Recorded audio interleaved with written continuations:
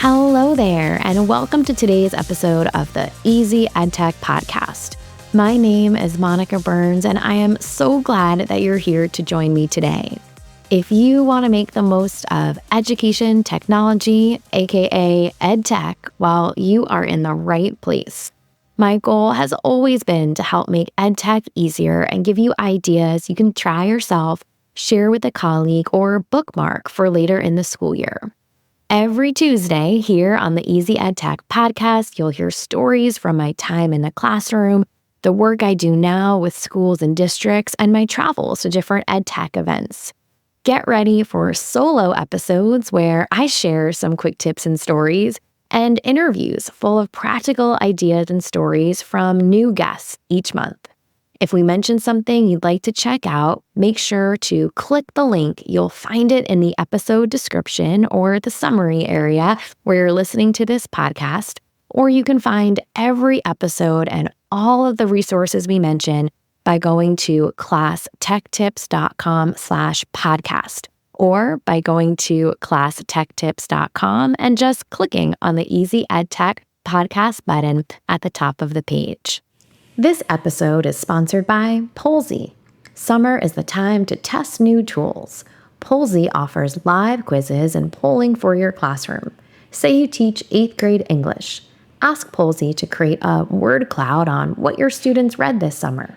Polsey builds a live session in under 30 seconds, no extra setup, and students respond from any browser. Polsey Plus is $10 a month. Use code ClassTechTips to get your first 2 months free. Perfect for back to school. Sign up at polsey.co. That's POLLZY.co. Hello there, and welcome to today's episode of the Easy EdTech Podcast. Today we're talking all about vibe coding, a quick intro, and just a couple ideas to share with you today. Now, vibe coding has been on my mind for a while now. It's been a busy spring, but I've played around a bit in Gemini. I work with a handful of schools where Google tools are the ones that they use on a regular basis. So I've made a couple things inside of Gemini, and I've played around with a few other tools.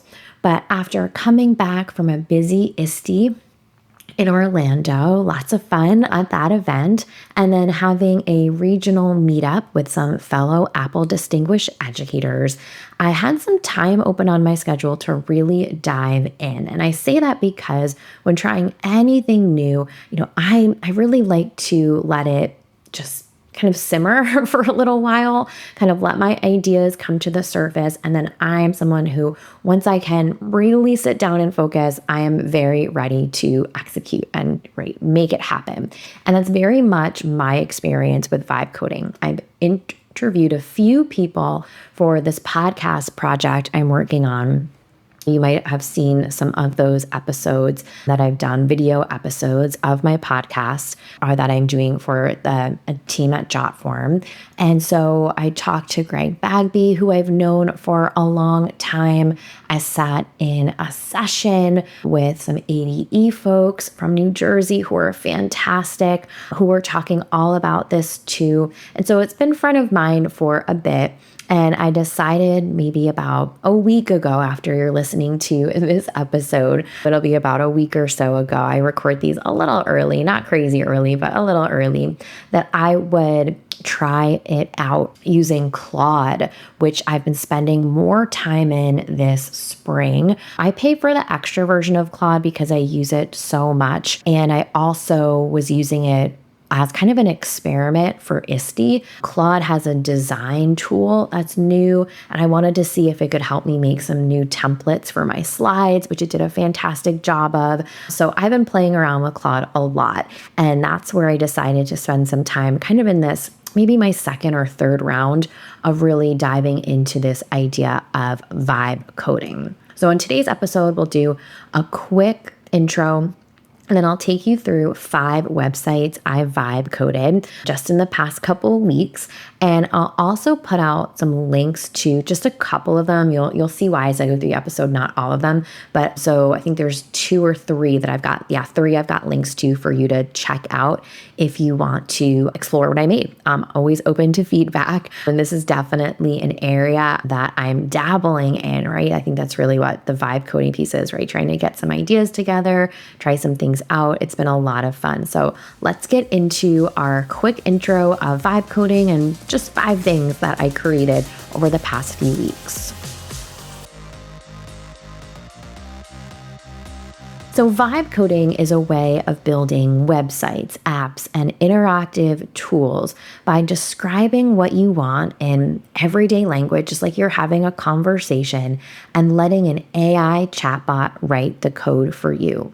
Now, if you have some HTML experience, this might be even easier, or it might help you gather more ideas of what's possible. But even if you've never built a website or added in a hex color code to customize something before, you're totally good to go. So what I really like about vibe coding is that it works for folks who are at a variety of different levels. Your input and your output is just going to look a little bit different. So the term comes from AI researcher Andrej Karpathy, who coined it last year, so a little more than a year ago. And the idea is that you don't need to code. You just have to have a vision of what you want to build. And sometimes that can be tough enough, right?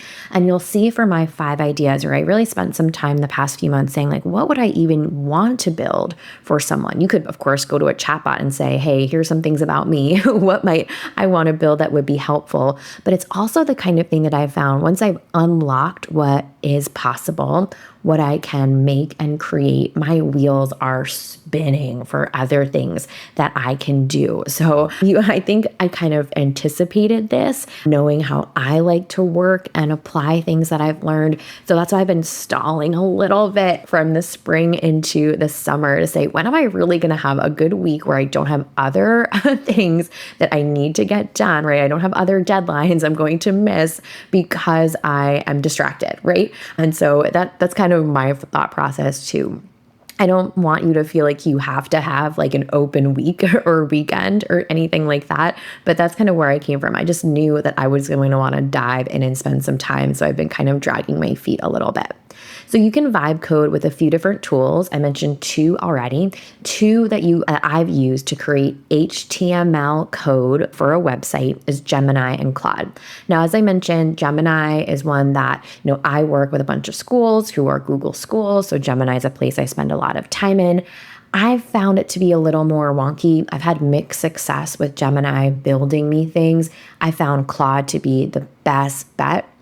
And it is what I use to create the 5 websites I'm going to talk about in today's episode. Now, I took the HTML code from Claude and plugged it into a Google site. I didn't want to go into my WordPress that hosts my website just yet. I was kind of trying a workflow that I thought would be replicable for any listeners, right, or readers of the blog. And there's so many ways to go about this, but my goal was not to overcomplicate it, because my work is all about trying to make EdTech easier. And that's really what I wanted the focus of my episode with you, right? My workshops and webinars are all about that. So I tried to keep the workflow pretty simple. So as I mentioned earlier, right, this is something that I've been kind of simmering on. It got a little bit of a push after some interviews and conversations. And I finally sat down a week or 2 ago when you're listening to this and built these 5. Now, I'm really curious as I go through this list, like what you're thinking. Is there something that you've been thinking about making? You're not sure where to start? Have you seen something else that someone's made? If you get my Monday newsletter, just hit reply. I see all of those emails that come through. Would love to hear from you. Or if you play with some of the websites that I've linked here in the show notes and something doesn't work for you, right? Tell me, I really want to hear from you. So the first website I made is a Search the Easy EdTech Podcast directory. So it's a directory of my podcast that makes it easy to search search for topics or the names of guests. You type in what you want and you'll see episodes that match. Each episode links to play it on your favorite platform for most of them. Some of the older ones, I wasn't able to grab the Apple Podcast, Spotify, or YouTube, but they all go back to the blog. I've had the podcast since 2019, so it's been a while. A lot of episodes, right? This episode, I think, is 380? Yeah. So a lot of them, plus like almost 100 bonus episodes. I think over 100 actually. So lots of them for Claude to work through, but that's basically what I asked for. Of course, I had uploaded some of my branding to Claude so it knew what colors I wanted. I talked about how I wanted the search results to appear. So very, again, conversational to make this happen. So I'll put the podcast search directory, that website that I built, up in the show notes in case you want to play around and see how it works for you. The second one I made is an EdTech idea finder. This one asks you to share something you're looking for or a problem you have, and then it follows up with only 3 questions. I wanted it to be simple. And from there, it suggests only 3 posts from the blog that might be helpful. So you won't get podcasts in the search results. You'll just get blog posts. And I've been blogging since 2012, so more than a decade. And so I set it up to favor more recent posts and its suggestions. That way, although I've got some stuff from the archive that totally is relevant, is very evergreen, at least this way you'll get some more recent stuff. So check this one out too. This is different than the search bar on my blog, which is really keyword search. This is a bit of a smarter search, and it takes your answers to those 3 follow-up questions into consideration. So the first one I built was this easy EdTech podcast search. The next one was the EdTech idea finder, which essentially searches through my blog. The third one, which I'll also link out to you for take a look at, is a masterclass directory. So I created this for my Easy EdTech Club members. I've been doing the club since 2019. Anyone who joins today doesn't get like some of the older stuff, but gets like over 50 masterclasses. So that's a couple years worth of content since I do it once a month. And this was for anyone who's already a member or is curious. You can, it's a public link, so you can check it out, where you can search the masterclass topics and see what you have access to as a member. So members can see what's available to them, and then there's a button at the top that lets you log in, and then you can go and access all your materials. Anyone who isn't a member can also do the search, and then they can see what's available to them if they wanted to sign up for the club. I've got so much free content on the blog and podcast. This is for folks who want to do a deeper dive into EdTech topics. I also started this in 2019, and there's been hundreds and hundreds of members have come in and out of the club over the past several, 7 years this summer. Actually, this July, I'm probably, as I'm recording this to you, it's probably the 7-year anniversary. One of these days in the middle of July would be the 7 years since I launched it, which is bonkers. But it took me 7 years, right? And now I made this member directory, masterclass directory for members or anyone curious. And you can see all of the masterclasses that you have access to if you're a member or if you decide to join. So those are the first 3 that I made. All of those have live links.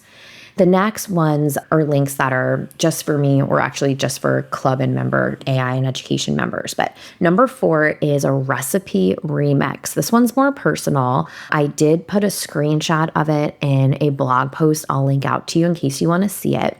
It's a tool that lets me put in a recipe I like, but want to make sure is friendly for my little one. And so I've been doing this for a while now, where I just basically have a recipe that I like or enjoy. Maybe I just made zucchini bread from a great New York Times recipe, and I wanted to turn it into mini muffins. I already cut the sugar out because I don't like things that are super sweet, but I wanted even less or no sugar in the one I was making for my little one. And I wanted to put it in mini muffin pans, not the loaf pan. So I'm sharing all of this because this is the kind of thing that vibe coding can help you with, a really specific thing that might come up a lot for you. This comes up for me all the time. I'm like, I want to just put this in mini muffin pans and I want to freeze half of them. Like, this is a constant regular thing that I'm doing. So I went to Claude, I explained my situation, what I was hoping to get, and it helped build me out this website that does exactly that. So what I was doing before was just opening up Claude on my phone a couple times a week and saying, like, copy and pasting a recipe or trying to export it as PDF and plug it into, like, I was doing a lot of steps, and this is hopefully going to save me more time. It's already saved me time. So I'm still making some updates to it. I shared a screenshot in a post on the blog from earlier in July if you want to see it. Or if you want to see the screenshot, just send me a DM on Instagram. I might do a little reel or something about it too. Now, number 5 on the list is actually a twofer, really 2 websites, but they're so similar that I'm counting it as one. And so this one is pretty wild. I asked Claude to create for me a PD per certificate generator. I'm going to say that again. PD, like professional development, certificate generator website. So every month in my Easy EdTech Club and AI and Education membership, I give out a certificate for people. Like they can put their name in, they print it out, right? Write their name in, submit it if they get PD hours for doing work, watching the videos or anything like that. And so it's fine, right? But I wanted to do something that was more custom. And what this will do is it'll let you type in your name, type in the masterclass topic or the month. If you're in the AI and Education membership, right? It's like month video updates, not topics. And so then you put in your info and then you just hit create PDF and it downloads a PDF for you. It's bonkers. I'm still surprised that this is even possible. And so it doesn't save any of the information. I don't have a log for what people are doing. It's something I could add on allegedly. I just haven't done it yet to see like how many people have used it. But these are just for members of the Easy EdTech Club and my AI and Education membership. If you're already a member, I sent out a email to you on July 13th with this. I also put the link inside of the membership area and the club so you can see it there. Or of course, just send me a message. This might be useful for you if you are creating certificates for a conference you're running, for summer or fall PD that you're running. So take this idea, even if you're not a club or membership member, and run with it, right? Maybe this is something that you want to do. So to make these 5 websites, just to kind of give you a little more behind the scenes, I basically followed the same steps with slightly different instructions each time. So essentially, I opened up Claude, I described what I wanted to build, and created code I could paste into Google Site. So this is really the important part, is I wanted to take the code and put it into a place where I could actually publish it on the web. Now, there's plenty of back and forth to get to the final piece, but it wasn't particularly painful. It wasn't like I was trying to figure out in the code, like where I messed up, trying to put in an instruction. This was really about me thinking critically, saying, what is it that I want in what space and why? Now, in Gemini, you can do something similar. You can use the Canvas tool and create HTML code and pop it in, right? And once you have a code, paste it in any site that accepts HTML code, right? That'll work for you. So Google Sites does this too. Now, I mentioned earlier that I sat in on a session with Apple Distinguished Educators earlier this month with Dr. Mark Caccino. I think that's how you pronounce his last name, from Northern Valley Regional High School, who is fantastic. And one thing he said, and I was prompting Claude to say, create me HTML code for Google Sites, which was working. But what he added that I think is super helpful is saying that I want just one page of code. Like, don't build me a crazy website, just give me the one page. And so I added that into these prompts, and I think that helped out too. So a couple more behind the scenes notes. I have a paid plan for Claude and Gemini that isn't necessary for vibe coding. You can do this with the free versions of both of these. And I use Claude and I had the paid plan because I was trying out some of the design features and some of the other things. So the timing of that really worked. If you want to get started with this, head over to whatever AI chatbot you use, one that provides HTML code as the output. So if you're in Gemini, you've got to press that Canvas button, don't forget, and see what you create. Now, This may require some patience and problem solving, right? More than your typical chatbot interaction, but I think it is totally worth it, particularly if you have a vision of what you want to build. Now, I'm planning this summer in one of my Easy EdTech Club masterclasses to do a little bit more behind the scenes of this, like some screen shares and steps so that club members can see it. So if you want to join in, even just for the summer, feel free to grab a spot. You can always cancel at the beginning of the school year or something, right? It's month by month. But I hope that this blog post really gives you some examples you can run with. Like I said, I do so many workshops for schools and webinars for organizations. I wanted to just focus on a nice, simple process. And I found this to be pretty straightforward, even if you're super duper beginner and just opened up an AI chatbot for the very first time, right? This is something that I think is more than just aspirational. I think it's doable if you sit down, have an idea, and really move through the simple steps. So thanks for listening to this episode. A little longer for a solo one, but as I'm sure you can hear in my voice, it's definitely something I'm excited about. So let's make this EdTech easy with a few key points from today's episode. Start with a simple idea for a website, game, directory, or classroom tool. Describe what you want in everyday language and let an AI chatbot generate the code. Use follow-up prompts to adjust the design, features, and content. Publish the finished HTML code with a tool like Google Sites. Remember, you can find the show notes and the full list of resources from today's episode by heading to easyedtechpodcast.com and finding number 380. You'll also see the link to the show notes in the description or the summary area of this episode if you're listening on an app like Spotify or Apple Podcasts. Thank you to Polls-y for sponsoring this episode.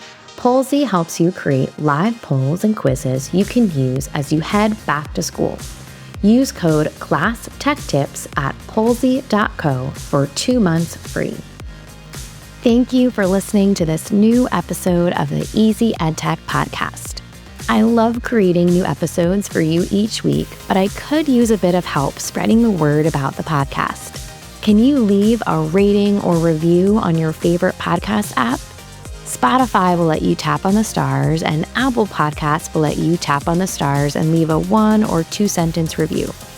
Thank you so much for taking this extra step. It helps other educators find episodes like this one when they're searching for EdTech tips.